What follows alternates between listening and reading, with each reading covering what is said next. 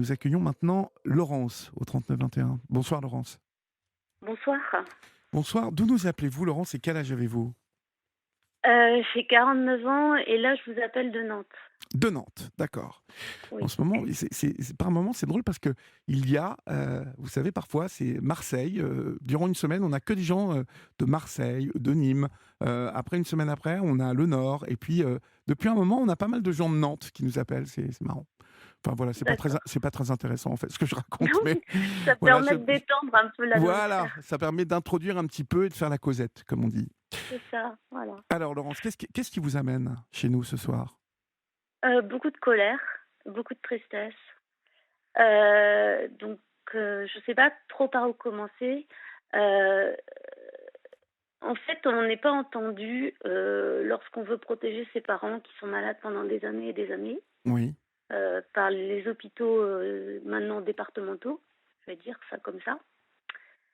Et du coup, ma colère, enfin, c'est moi, je sais pas, comme un on comprend pas pourquoi, les médecins refusent de soigner, nos parents, enfin, en tout cas, dans ma famille. Et maintenant, donc, nos parents sont morts, là, tous les 2, donc l'un en février et l'autre en avril. Et c'est très lourd parce qu'on est encore dans cette période de deuil où pourtant on doit faire plein de choses et on devrait rien faire, en fait. Et je sais pas trop comment commencer. Je crois que vous avez un petit résumé Oui, de. j'ai un petit résumé, mais je vous laissais introduire un peu votre Ouais, intervention. Euh, je lis que vous êtes très en colère par rapport à des parents que vous avez accompagnés, oui, mais que vous avez eu beaucoup de mal à accompagner, car oui, c'est ça. visiblement, vous avez dû affronter euh, les hôpitaux. Oui. Comment les avez-vous affrontés et pourquoi, en fait? En fait, il y a eu plusieurs choses, mais ce qui était le plus dur et qui est toujours le plus dur et le plus injuste, c'est, une erreur de côté qui n'a pas été réparée, alors que mon père n'avait jamais marché avec une canne. Il se Oui. retrouvait en l'espace de même pas 2 mois handicapé, hem, enfin, voilà, lorsqu'il marchait, il allait aux toilettes, il faisait tout ce qu'il avait à faire et Mhm. il s'occupait de sa femme, il était aimant envers ses enfants, il décrochait le téléphone, enfin, il avait pas de problème pour aller aux toilettes, prendre quelque chose dans le frigidaire, éplucher une pomme, voilà. Et tout d'un coup, des médecins ont décidé qu'ils ne répareraient pas une erreur de côté et qu'ils lui couperaient la jambe. Ah, carrément. Et ah oui, carrément, carrément. Et on a beau crier, demander de l'aide, on passe pour des hystériques. On a Parce que dans leur tête, heu, quelqu'un qui a donc ça s'est passé, on va dire il y a 10 ans maintenant, mais papa a tenu alors qu'il avait beaucoup de maladies, hémochromatose, je sais pas si vous savez ce que c'est? Bon, c'est une Non, maladie non. familiale, Mhm. maladie du foie, ça a des conséquences énormes. Et souvent, c'est aussi dans ma famille, j'ai d'autres cousins qui sont décédés et de cette maladie-là, et notamment une cousine qui est morte il y a pas très longtemps, à 60 ans et quelque chose comme ça. Et elle est allée aux urgences, enfin, et on l'a renvoyée à la maison avec des probiotiques, et elle est morte, bah, toute seule chez elle, et c'est sa sœur de Paris qui a fait venir les pompiers et elle était morte à la maison. Et bon, l'hémochromatose, c'est juste pour dire rapidement, c'est, dysfonctionnement du foie qui fait que, bah, par exemple, la vitamine B1 va plus monter au cerveau et donc du coup, il va y avoir une dégénérescence du cerveau. Ça crée des pancréatites chroniques, ferritine, ça donne, des gamma-GT alors qu'on ne boit pas. Et du coup, en fait, ce que les médecins ont tendance à dire, c'est que la personne est alcoolique parce que le teint est gris et tout ça, mais la personne ne boit pas. Mhm. Mais on n'est pas cru, en fait. Alors, je lis que vous vous révoltez sur votre Oui, sur le destin qui a été le vôtre oui, d'enfants, de exactement. parents maniaco-dépressifs. Ah, c'était Euh, maman, mais ça, je vous parlais de papa, là, pour l'erreur de côté. d'accord. Mais Mais je suis aussi révoltée par rapport à ça. Parce qu'en fait, il a fallu, depuis toute petite, que je sois à lire tout le temps les notices. Papa a toujours été à s'occuper de maman. Il a même dû arrêter de travailler parce qu'il s'est retrouvé à s'occuper de 3 enfants et euh, une femme malade qui pouvait pas assurer à la maison. Et donc, du coup, bah, ça a été l'horreur parce que, enfin, il fallait vivre ça, il fallait vivre la psychose, il fallait la soigner et elle était soignable. elle était Et soignable. elle était soignable et elle était toujours d'accord prendre ses médicaments. C'était pas un type 1, enfin, quand on parle de typologie de maniaco-dépression, c'était pas une bipolarité de type 1. Enfin, peut-être c'en était une, mais c'était pas une forme avec des croyances comme quoi elle était super-héros et qu'elle prendrait jamais de cachet, c'était pas ça. C'était des formes dépressives très longues et des toutes petites hypomanies. Elle aurait été tout le temps hypomane, on aurait été heureux, hein. Ça aurait pas été un problème, ça. Mais donc voilà, moi j'ai plein d'histoires depuis bébé, on va dire, à devoir m'occuper de mes parents avec des maladies familiales Oui. et on n'a jamais d'aide, on n'a jamais personne et le pire du pire, c'est quand ils font une erreur, ils réparent pas et ils nous envoient toujours depuis très longtemps, ils voulaient qu'on place maman, on n'a jamais cédé. Heureusement qu'on n'a pas cédé. Mais ma sœur et moi, ça nous a coûté, notre vie personnelle, notre vie au travail, Oui. destruction de la relation des jumeaux, puisque ma sœur et mon frère, ils sont jumeaux. Donc là, la relation est détruite. Parce qu'en fait, les médecins trouvent ça marrant d'aller raconter des bêtises à notre frère pour qu'il s'énerve, parce qu'il est spécial, on va dire.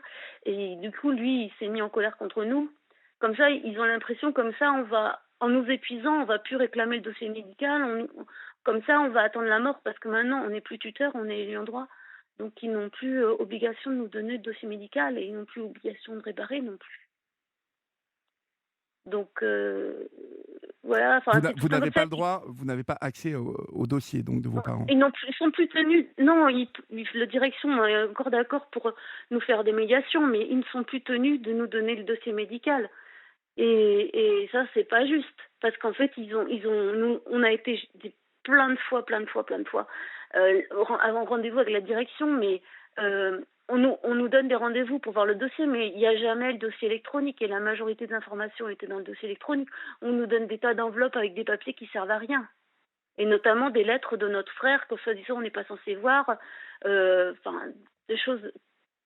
Enfin voilà, ce qui a entraîné, enfin ça c'est très loin parce que notre frère nous a envoyés au tribunal des affaires familiales, il nous a été envoyé 2 fois en référé à Rennes, plus Pour en ça, cassation. pourquoi en fait? Pourquoi Parce votre qu'en fait, ce que raconte l'hôpital, c'est de dire que c'est de la faute de ma sœur et moi si la situation s'est développée comme ça, qu'on a voulu tuer notre père alors que nous on demandait juste qu'on lui mette un sphinx pour qu'on répare sa jambe, qu'on laisse pas la gangrène se développer, qu'on n'ait pas d'amputation.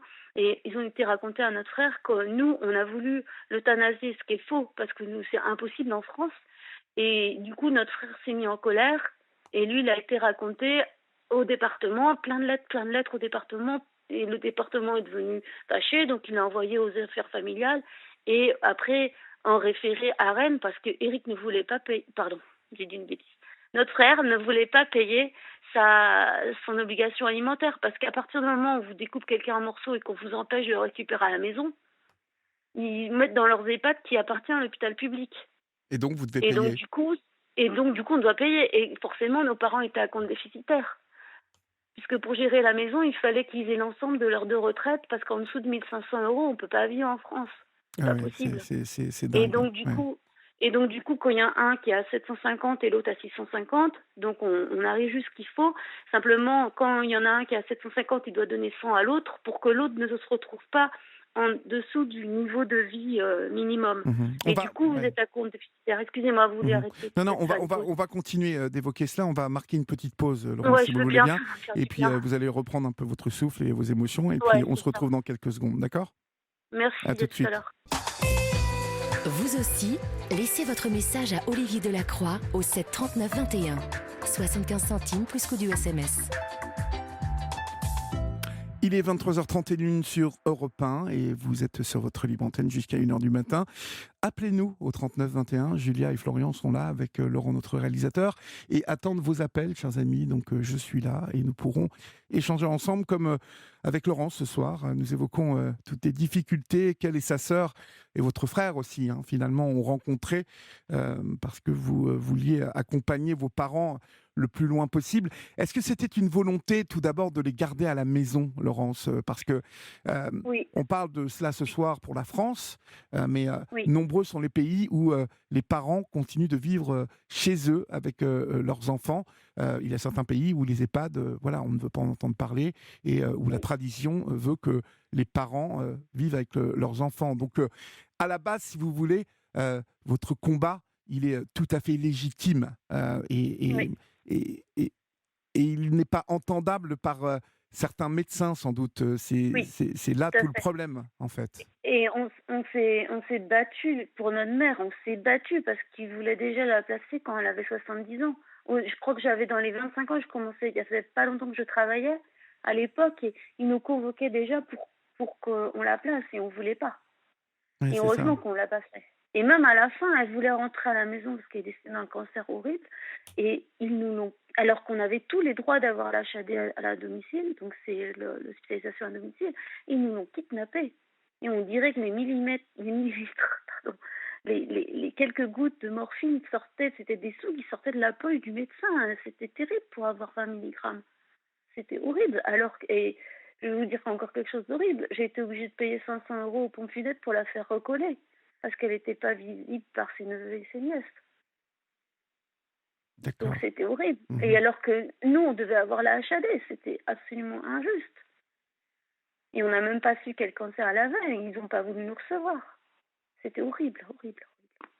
Et puis même quand j'ai voulu poser des questions sur le vaccin, parce qu'on nous a forcé à faire le Pfizer pour eux deux, eh ben, impossible d'avoir une seule réponse. Mm. Et Donc en voilà. fait, vous évoquiez votre père tout à l'heure. Donc, Oui. C'est le plus dur. Enfin non, les deux sont durs. Mais notre père, c'est vraiment injuste parce que grâce à lui, notre mère, quelque part, elle a eu une vie parce que par rapport à d'autres, enfin, d'après le médecin psychiatre que maman avait, il disait non, il y avait d'autres hommes d'autres hommes, d'autres conjoints qui s'occupaient de leur partenaire malade. Néanmoins, si maman n'avait pas eu son mari ou nous, elle aurait été en appartement thérapeutique, ce que nous avait expliqué le psychiatre. Et à chaque fois, lui, à l'époque, il me disait écrivez, écrivez, écrivez, parce que moi, je ne sais plus comment faire avec l'administration. Parce que, en fait, déjà, il y a 20 30 ans, pas 20 30 ans, moi, je sais pas, 20 ans ou disons 15 ans, déjà, les médecins qui voulaient monter au créneau auprès des directions pour défendre leurs patients avaient un mal fou à obtenir raison. Pas à cause de la direction, à cause des politiques qui gèrent l'hôpital public. d'accord. Et c'est ça qui est le drame. Et donc, ce que je disais aussi à Florian, je ne sais pas si c'est le moment de l'aborder, mais qu'est-ce que veut le gouvernement? Pourquoi supprimer autant de professeurs en gériatrie? Pourquoi supprimer autant de professeurs ou de médecins psychiatres? Où est-ce que veut aller le gouvernement? C'est quoi son souhait? Parce qu'il a confié les hôpitaux publics à la gestion des départements. Et donc, par exemple, maman, je l'ai eu beaucoup à Nantes avec moi. Du coup, j'ai pu comparer les soins qui étaient donnés quand on était malade à Nantes et les soins qui étaient donnés dans l'autre département où je me plains. Et c'est quand même dingue que normalement, on devrait avoir les mêmes soins quel que soit le département. Oui, C'est pas oui. correct ça. Mhm. Et tout ça, ça dépend de la politique locale et en particulier, ça dépend pas de notre sénateur, ça dépend pas de notre député, ça dépend pas du maire de la ville où se trouve l'hôpital qui représente, qui siège au conseil, je sais pas quoi, de l'hôpital. Ça dépend de la dame, parce que maintenant c'est des bidômes en local au niveau des politiques locales. Il y a un homme et une femme. Moi, je préférais qu'il n'y ait pas cette obligation-là parce qu'on donne à la dame le social. Et si cette personne-là n'est pas sociable, et même je dirais méchante, parce que c'est la seule qui nous a pas parlé, elle dit qu'on ment, de tous les politiques qu'on a vus, et on a parlé à tout le monde, eh ben, c'est grave, quoi. Enfin, euh, c'est cette personne-là qui décide de tout. Et tous les autres, ils vont dire, bah, moi, je veux bien écrire, mais si elle fait rien, moi, je pourrais rien faire. Je veux bien écrire, mais si elle fait rien. Et du coup, tous les médecins, ils partent. Et ils partent avant l'âge de la retraite. Ça, c'est pas normal pour un médecin, je comprends pas. Je comprends pas le but. Et peut-être pour elle, cette dame-là, ça lui fait des lignes de coûts en moins, mais c'est du court terme. Parce que si on calcule le coût total, par exemple, imaginons que nous, mon frère et ma soeur et moi, on n'ait pas travaillé à l'école, ou que notre père se soit pas arrêté de travailler pour s'occuper de nous, pour éviter qu'on tourne mal. Imaginons qu'on soit parti dans la drogue parce que notre maman s'occupait pas de nous. Bah, ça aurait été des drames encore pires. Bah, donc, c'est vraiment une point de vue. Enfin, je sais pas comment dire, c'est un point de vue. Ils enlèvent des lignes de coût en court terme. Ils voient pas du tout les conséquences long terme que ça peut avoir de faire des choses comme ça.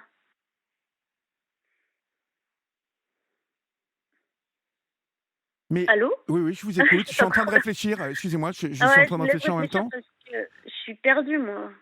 Mais en fait, aujourd'hui, vous voudriez quoi, en fait, aujourd'hui? Vous Bah, voudriez moi, personnellement, directement, c'est qu'on nous aide à trouver un avocat parce que nous, notre avocat, il peut plus faire rien du tout parce que lui, il fait des réparations de dommages corporels quand la personne est vivante. À partir du moment où la personne est morte, même si l'hôpital nous dit, dites par le biais de votre avocat combien d'argent vous voulez, lui, il ne fait pas un marchand de tapis. Donc, on n'a pas d'avocat ça se fait pas en France. C'est pas, on n'est pas aux États-Unis.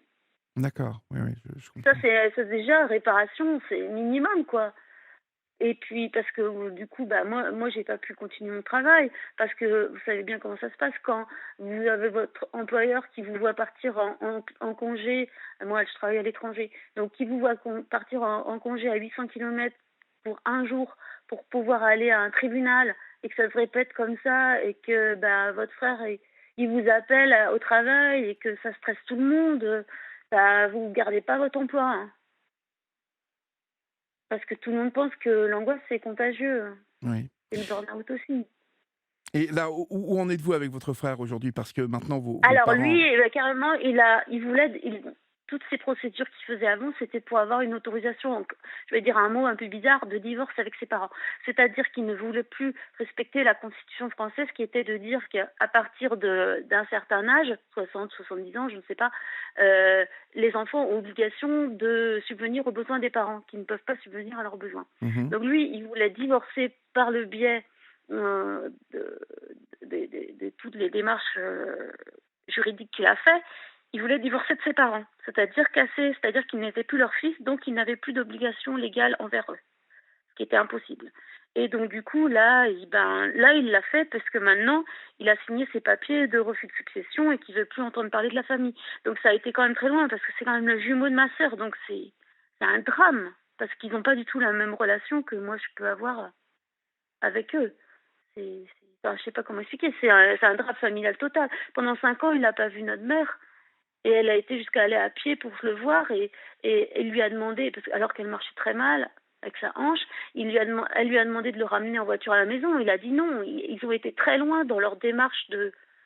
Alors je sais pas si c'est l'hôpital, ça relève de la bêtise ou ça relève de quoi d'aller raconter des bêtises à notre frère pour que pendant ce temps-là, lui, il nous attaque comme ça, on perd notre capacité à vivre, hein, on va dire, ou à avoir notre cerveau. Ils nous mettent en burn-out, comme ça on les laisse tranquilles et on ne demande pas réparation. Je ne sais pas où ils veulent en venir, quoi. Alors qu'il était aussi simple de réparer mon père et de le refaire marcher, puisqu'ils avaient fait une erreur de côté. Qu'est-ce que vous appelez une erreur de côté? Depuis tout à Et l'heure, je ben, ne comprends pas. c'est quand, ben, lui, il est tombé, donc il avait le col du fémur cassé sur un côté seulement, pas sur les deux. Donc il avait une jambe qui était bonne. Oui. Et donc pendant 5 jours, il devait l'opérer en urgence. Et tous les jours, il y avait d'autres priorités. Et pendant 5 jours, il lui donnait pas à manger. Parce que soi-disant, on devait l'opérer. Donc il est devenu un cadavre, on va dire. Et un jour où il y a quelqu'un qui a dit, bon, on va l'opérer, celui-là, et ben, il a opéré comme les brancardiers l'ont positionné sur la table. C'est-à-dire que il a mis des pièces en T dans des os sains. Ouh là, Il a oui, mis des d'accord. pièces métalliques dans des os sains. Et après, il nous a appelé le soir en disant vous inquiétez pas, je vais le réopérer de l'autre côté.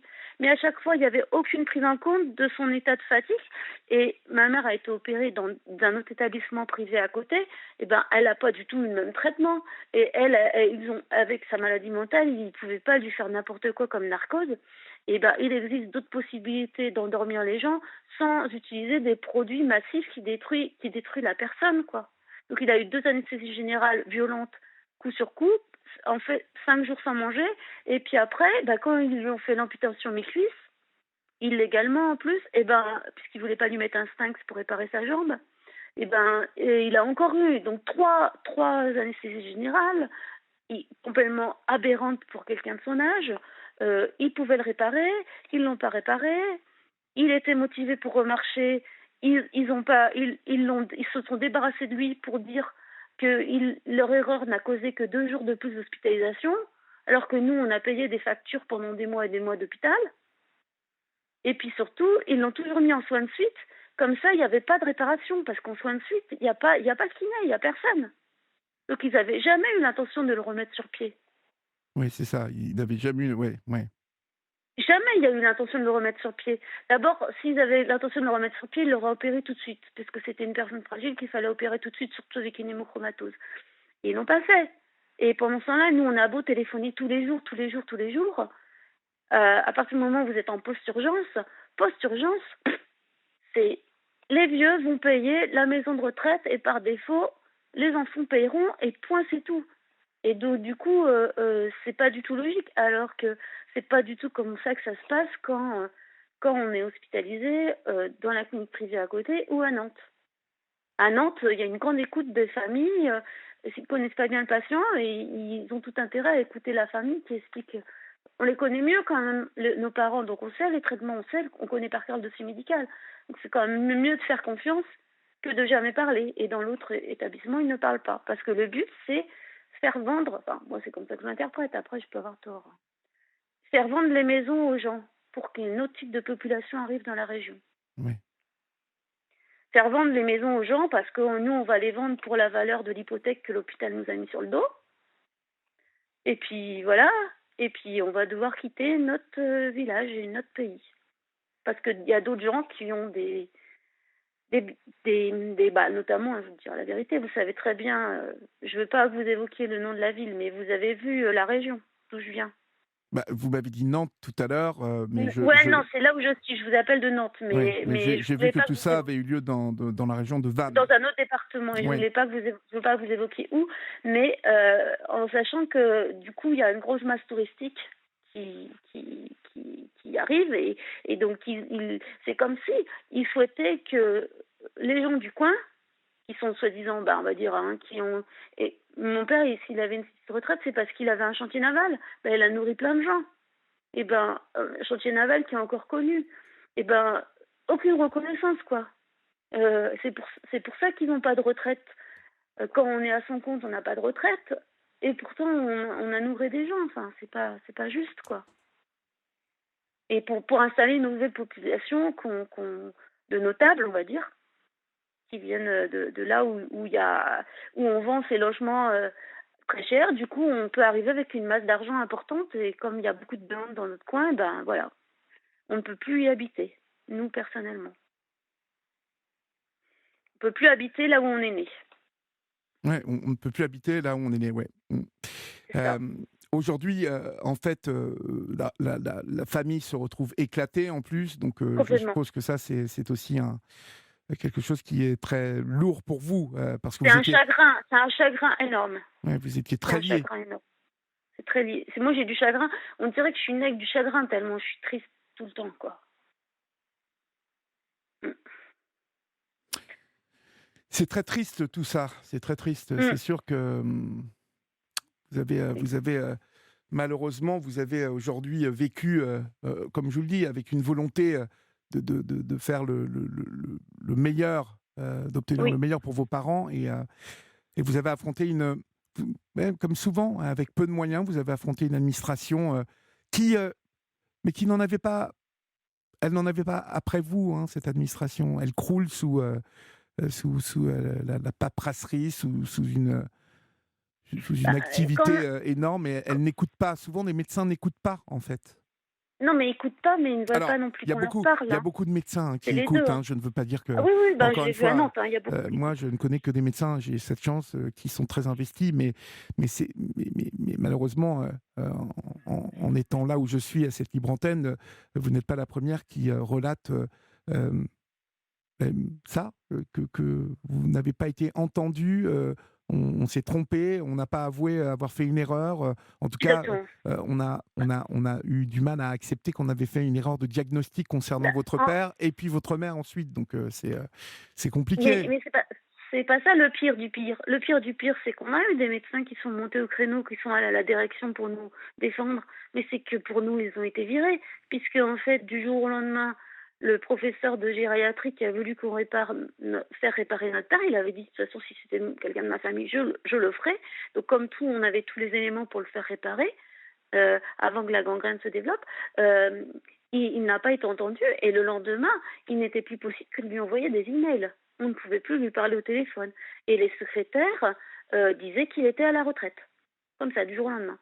Et tous ceux qui se sont appliqués à fond, soit parti en burn-out, soit donc le psychiatre de maman, je lui ai demandé de venir faire l'expertise de papa pour faire le renouvellement de tutelle. Et ben là, le lendemain, on avait rendez-vous, il est venu exprès avant l'heure, il était parti. Après j'ai appelé les secrétaires, on ne savait pas où il était parti, disparu. Il est parti en privé. Là, maintenant, il y en a un autre très bon psychiatre disparu. Enfin après, les infirmières de secteur, elles savent plus comment faire parce qu'elles n'ont plus de médecin. Et puis elles n'ont même plus le droit de passer voir les gens. Avant, elles allaient à leur domicile. C'était le meilleur moyen de savoir si la personne ne vous ouvre pas la porte, c'est qu'elle est malade. Sinon, elle vous offre le café, la personne. Mhm. Et elle pouvait faire des signalements pour dire qu'il y avait quelque chose à faire. Maintenant, elles peuvent plus. Et le patient doit venir signer un contrat comme quoi il va venir au rendez-vous avec son infirmière de secteur au CMP. Quand vous êtes malade, vous n'êtes pas capable de bouger votre fesse de votre canapé. Enfin, je sais pas, moi. C'est pas parce que vous avez signé un contrat et si vous venez pas, 1 ou 2 rendez-vous, hop, vous êtes éliminé, vous n'êtes plus dans le CMP. Vous n'êtes plus suivi. D'accord. Ça se fait pas, quoi. Imaginez, c'est une maman qui est alcoolique et tout ça, elle arrive plus, il y a des enfants, et les enfants, ils font quoi? Ils sont livrés à eux-mêmes. C'est quoi ce que fait le gouvernement, là? On va mettre tout le monde en prison parce que tout le monde va se retrouver drogué, alcoolique, et il y aura personne pour les soigner. Enfin, je sais pas comment dire, hein. C'est comme ça ma vision des choses, c'est-à-dire que tous les médecins qui ont voulu aider, ils ont tous disparu. Et bien avant l'âge de la retraite. Pour mettre à la place des gens pas honnêtes. Moi, c'est comme ça que je le vois. Des gens pas honnêtes et puis quand ça fait longtemps qu'on travaille avec des dossiers médicaux depuis l'enfance, donc ça veut dire qu'on a 45 ans d'expérience, en tout cas dans mon cas, j'estime. Mhm. Et on n'a pas pour longtemps à savoir le niveau du médecin. Hein. Et qu'en plus, comme moi je travaille à l'étranger, je connais les niveaux internationaux, je sais qui va aller donner des cours et tout ça aux États-Unis par exemple. Et quand je vois qu'on élimine un professeur qui donne des cours aux infirmières, donc qui à la fin va faire gagner de l'argent, parce que du coup les infirmières ont des idées et tout ça. Mais on dirait qu'il ne faut pas que les infirmières et les aides-soignantes aient des idées. Parce que si ces gens-là ont des idées, les autres, les politiciens, ils ne pourront plus imposer leurs règles. Ils risquent de plus être réélus après s'ils font des bêtises. Enfin, je sais pas comment expliquer. Ils se tiennent tous en plus, que ce soit le député. Ça ne changera pas, ça. Non, ça ne changera pas, ça ne changera s'empire. pas malheureusement. Ouais. Ça s'empire, ça. Et le pire, c'est que le député, il dit « Ah ouais, mais vous savez, je sais qu'on a envie de donner un coup de poing à quelqu'un, mais si vous ne trouvez pas quelqu'un pour vous représenter, le problème, c'est qu'on ne trouve pas d'avocat parce qu'eux aussi, ils ont peur. Enfin, ils ont peur, ils n'ont pas envie d'avoir ce genre de dossier. On ne trouve pas d'avocat, ou alors ils nous font payer, mais ils font rien. Mhm. Donc du coup, aujourd'hui, en fait, Laurence, vous essayez de recoller les morceaux avec votre frère. Est-ce que c'est possible ou c'est définitivement... Non, ça c'est fini. Là, j'arrête. On a arrêté. Et c'est plus simple. Et on ne reviendra pas sur ça. Mmh. Mais vous savez, il faut vraiment, aujourd'hui, que vous comptiez vraiment sur vous. Hein, et que vraiment, maintenant, vous vous concentriez sur vous, sur votre vie personnelle, ainsi que votre sœur. Parce que vous avez assez dépensé d'énergie comme ça, hein, vraiment. Hein. Oui, mais quand même, j'aimerais bien quand même trouver un avocat qui nous représente et qui fasse quand même une démarche de porter plainte ou ce qu'il y a de possible de faire, que je puisse faire un signalement, que ça n'arrive pas aux autres, parce que ça va arriver aux autres. Et ça arrive à d'autres, c'est obligé. Je peux pas avoir tiré une pochette surprise où tous les coups je perds. C'est pas possible. Mmh. C'est pas possible, il y a vraiment un dysfonctionnement et que personne ne veut reconnaître et qu'en plus les médecins de post-urgence vers où les patients sont... Parce que ça va bien quand on est en urgence. À partir du moment où on est en traumato et de traumato, on passe à cette post-urgence, les choix qui sont faits sont pas logiques et pas... Enfin, ça n'a pas de sens. Et les nouveaux responsables médecins de secteur de pôle psychiatrique ou pôle gériatrie, c'est quand même des gros sujets au niveau de la société. Et c'est des sujets qui rapportent beaucoup d'argent en plus. C'est des gens qui ne tiennent pas la route, qui n'ont pas le niveau pour faire ça. Pas tous. Non, mais moi je parle des miens. Hein. Oui, je parle pas des autres départements. Hein. Ouais, vous parlez de ceux de Vannes. Chut. Oui. Mais gardez ça. Personne Ouais, nous je veux pas écoute, qu'on en ça parle. va. Ouais, voilà. Donc du coup, moi j'aimerais quand même trouver un avocat qui un peu nous représente et nous dise où on en est, qu'est-ce qu'on peut faire, et Mhm. voilà. Vous savez, Et que ça arrive pas. Yvette au 739-21 dit que malheureusement, beaucoup de personnes sont comme vous dans des situations extrêmes comme ça et qu'elles ne sont pas écoutées. Hein. Oui, mais pourquoi tout le monde se laisse faire? Je comprends pas, moi. Ça me met en rage. Pourquoi on se laisse faire? Alors, elle a une question, Yvette, pour vous. Pourquoi on se laisse faire? Non, mais vous ne vous laissez pas faire, mais vous ne vous êtes pas laissé faire, Laurence. Mais Bah, je me suis pas laissé vous faire, avez mais essayé? j'ai obtenu gain de cause, Ben non, aucun gain de cause, ben oui, mais zéro. finalement, c'est ce que j'allais vous dire. Le résultat était le même. Hein. Et Oui, mais bon, par rapport à ma vision des choses, le résultat est le même. Je préfère quand même avoir essayé de défendre mes parents que d'avoir rien fait c'est et sûr, d'avoir juste mais c'est observé la sûr, torture, hein. bien évidemment, Laurent, ça n'est pas ce que je vous dis. Je dis que vous vous êtes battu et que malheureusement, même si vous vous êtes battu, ben, le résultat, il est le même. Yvette a une question. Elle voudrait savoir qui profite, à votre avis, et comment est utilisé l'argent de toutes ces personnes placées dans ces maisons, ces EHPAD ou ces maisons médicalisées. Bah, je pense qu'il est peut-être réutilisé pour... Parce qu'en fait, si vous restez à domicile, c'est pas récupérer l'argent. Mhm. Donc en fait, ils font un service de vase communicant, je suppose. C'est-à-dire que l'argent de nous est récupéré, soit peut-être aussi l'hôpital qui utilise aussi les bénéfices pour faire d'autres choses, je sais pas. Ça, je sais pas du tout.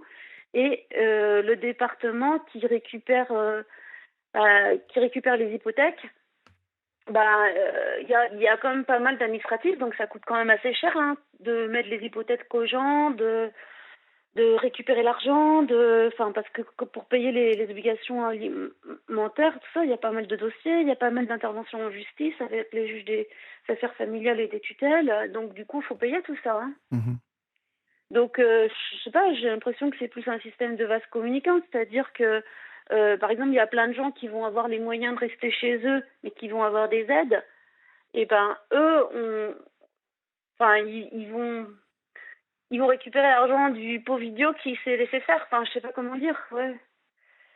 Enfin, c'est une affaire politique, hein. Il y a de l'argent en jeu, ça c'est sûr, beaucoup, beaucoup d'argent. Et Mhm. du coup, il y a des vases communicants. Après, moi, je me suis même demandé si oui, c'est ça, c'est changer la population locale pour qu'il y ait plus les gens, on va dire, petits, et pour mettre des gens d'autres départements plus notables qui vont développer une nouvelle économie, j'en sais rien. Je sais pas. Ouais, Mais en tout cas, ouais. ouais. En tout Ouais. cas, vous avez traversé quand même pas mal de galères, malheureusement. Oui, mais voilà, c'est pas une raison pour que ça continue, c'est pas ce Non, que je bien suis en train de évidemment, dire. bien évidemment. Et à votre avis, en fait, il faudrait quoi? Il faudrait que toutes ces personnes qui sont dans ce type de situation euh, se, se, se retrouvent dans des associations, créent des associations de lutte. Alors, les associations, je sais pas, mais déjà qu'il y a une communication, mais non, moi je suis pas très association. Je préférerais qu'il y ait une écoute des politiques locales et que ça se parle en fait. C'est-à-dire que ouais, je sais pas, c'est-à-dire que en fait, pour moi, le problème de fond, c'est que en fait, moi j'ai travaillé moi j'ai toujours été dans l'industrie. Donc du coup, j'ai une vision industrielle. Et le système administratif français, si je le compare en hospitalier par rapport à d'autres pays, dans les autres pays, c'est beaucoup plus industriel parce que eux, leur système est privé, en fait, une sorte de privé. C'est-à-dire qu'ils n'ont pas... L'État investit de l'argent au travers leur système de sécurité sociale, mais pour des groupes privés. Alors que, donc du coup, l'industrialisation est meilleure et du coup, il y a plus de respect, il y a plus d'écoute client. Alors que comme nous, ça passe par des politiques, si votre politique locale, quelqu'un de pas sain ou qui veut pas comprendre ou qui veut pas entendre, il y a rien qui suit derrière. Parce qu'il va positionner que des gens qui lui ressemblent à la direction et en médecin de responsable de pôle. En gros, moi, j'estime que ça relève de la bêtise, leur comportement. Mhm. Et bien évidemment, sans doute, il mise sur le fait que vous éreintiez au Oui, bout d'un bien moment sûr. et que vous laissiez tomber. Mais oui. Ouais. Merci Ah en oui, tout cas. mais oui, c'est ça. Merci en tout cas pour votre Ouais, je voulais participation ce savoir soir. si Si Orline, vous pouvez nous aider quand même à conseiller pour trouver un avocat. Et Écoutez, c'est compliqué dans votre région là-bas où vous avez eu tous les non, soucis. pas forcément, ça peut être ailleurs, quelqu'un qui pourra au moins nous donner conseil. J'ai pas besoin que ce soit dans ma région, puisqu'on peut se parler par téléphone. Écoutez, je vais vous passer Florian, vous ne raccrochez pas, et puis vous allez lui laisser toutes vos coordonnées, hein, et puis on va essayer de réfléchir de quelle manière vous pouvez trouver un avocat ou vers qui on peut vous orienter, parce que je pense qu'on peut vous orienter vers des associations. En tout cas, vous pouvez compter sur nous, ma chère Laurence. Je vous souhaite plein de courage. Hein. N'oubliez pas ce que je vous ai dit. Concentrez-vous hein, maintenant sur votre vie et le lien que vous avez avec votre sœur. Et puis, je vous souhaite plein de courage. Au revoir. Au revoir, Laurence. Je vous embrasse bien fort. Merci, au revoir.